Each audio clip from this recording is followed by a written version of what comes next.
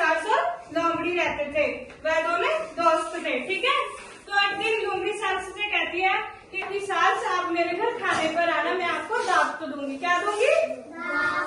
दावत दूंगी, भी मेरे घर खाने पर आना।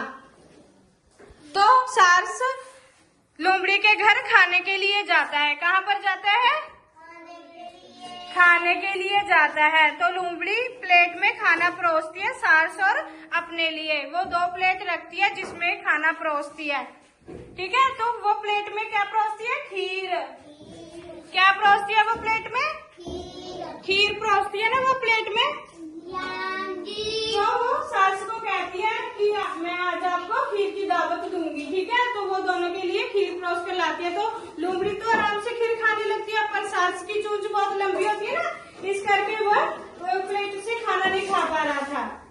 ठीक है ना, तो सास को बहुत अपमान लगा कि लोमड़ी ने उसकी बेइज्जती की है। क्या की है? बेइज्जती। लोमड़ी ने उसकी बेइज्जती की है, तो वह इसका अपमान का अपने का बदला लेना चाहता था।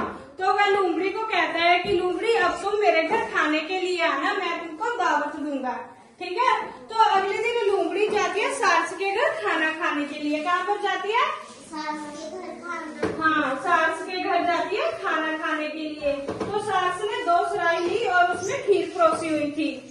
और जब लोमड़ी वहां पर पहुंची तो सास ने उसके आगे सुराही रख दी खाना खाने के लिए। सास की चोंच बहुत लंबी होती है ना, आपने देखी है, तो वो तो आराम से खीर खाने लग गया, पर लोमड़ी का मुंह खीर तक नहीं पहुंच रहा था।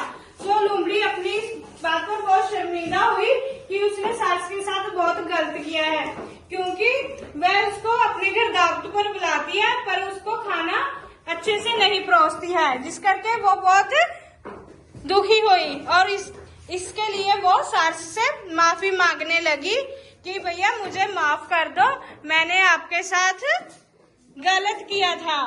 भी मैंने आपके साथ गलत किया था, क्योंकि उसने सास को प्लेट में खीर परोसी थी ना, इसके लिए। और वो इसको सास से माफी मांगती है कि मुझे माफ कर दो। ठीक है, तो इस कहानी से हमें ये शिक्षा मिलती है कि हमें किसी का भी अपमान नहीं करना चाहिए। किसी का भी अपमान नहीं करना चाहिए। ठीक है, तो आप सभी किसी का अपमान मत करना। ठीक है, भी हमें आता है उसको नहीं आता, वो ऐसे खाता है, वो ऐसे बैठता है। ठीक है, तो हमें किसी का भी अपमान नहीं करना चाहिए, किसी की बेइज्जती